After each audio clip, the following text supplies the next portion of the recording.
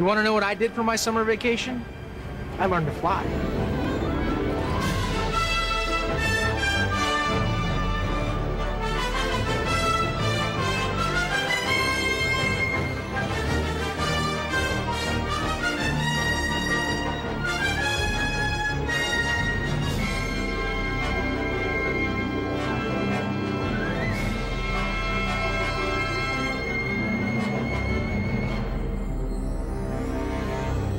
We felt we had to clearly give people a Superman element. We had big movies to compete against, so we worked very hard on our visual effects and very hard on the flying. And, you know, we used to laugh that it was grown people sitting around a meeting table speaking about how does Superman fly, you know. Well, green screen and all the special effects that took place, it was a lot of work. Hanging from the wires and going through different harnesses, it was painful work. Something would happen with the way the harness was where the blood, the lower half of your body would stay in the lower half of your body, and the blood in the top half of your body would stay in the top half of your body and somehow go right to the head.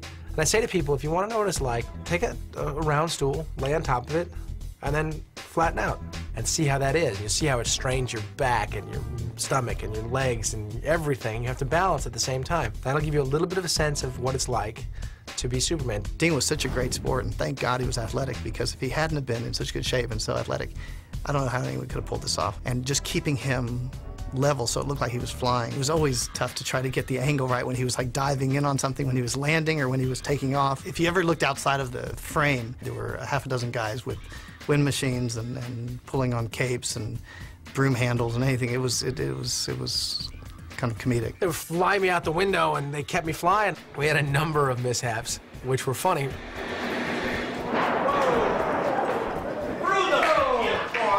in the hands of them, the people who know more about special effects and the emulsion, the visual trickery, and the electronics, and so on, than you do. So you have to trust them to tell the story. They did a good job, and I can't complain. And was it as good as it could have been?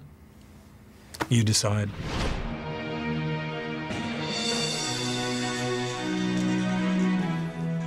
First time I was in the full suit was when I fly Lois through the opening windows at Daily Planet, and it became, you know, one of our most famous shots, carrying her in and bringing her down. I remember many times, probably including that time, having to have great leaps of faith to trust Dean to hold on to me. I mean, I was always independently wired, but he really did have to lift me and hold me in place a lot. It was a good thing he was a jock. And I was carrying her, and she was also on wires at the same time.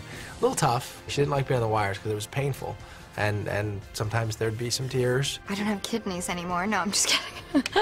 I'll never have children. No, I did. I had one. It was funny, though, with Teri Hatcher, because she was complaining that she didn't like the harness, it didn't fit her, it didn't work. When we finally pulleyed her up there, she started screaming on the stage, "Deborah, Deborah, Deborah," and I looked up and she went, "I love it, I love it." I just remember that shot being so like that's when you stepped back and everybody just knew it. Everyone just knew right there it was going to work.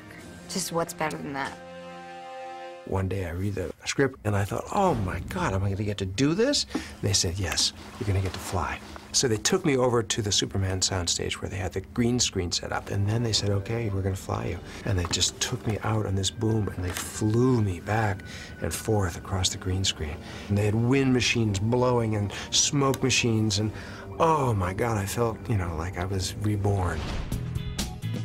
I wrote, he is thinking, and he walks up the wall and he hangs off the ceiling, because I thought that would be interesting. I had no idea that 12 hours and hundreds of $1,000s later that special effect would be so difficult.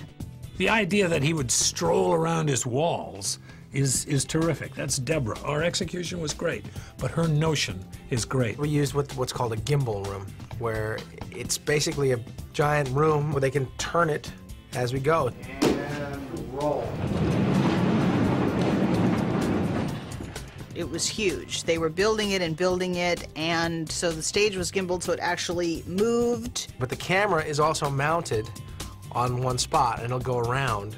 So it looked like it's always on the floor. Your timing had to be right on with the people who are turning the gimbal. And you want it to look natural and put your foot up at the right time as the whole world is really changing. It was fun. It was really fun.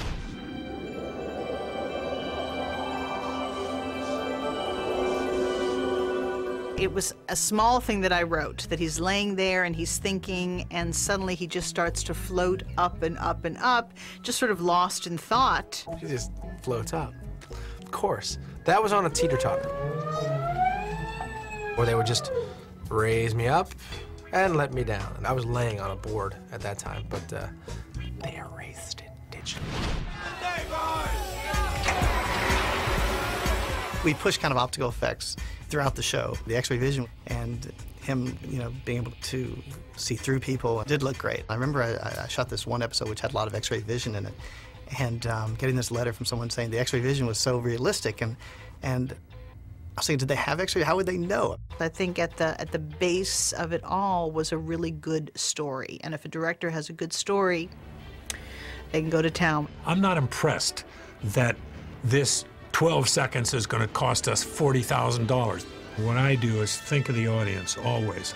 The thing has to be as right as it can be for that audience. And as long as I keep my eye on the story ball, which is to say, what are we doing and who are those people and do they care for each other, that's good storytelling.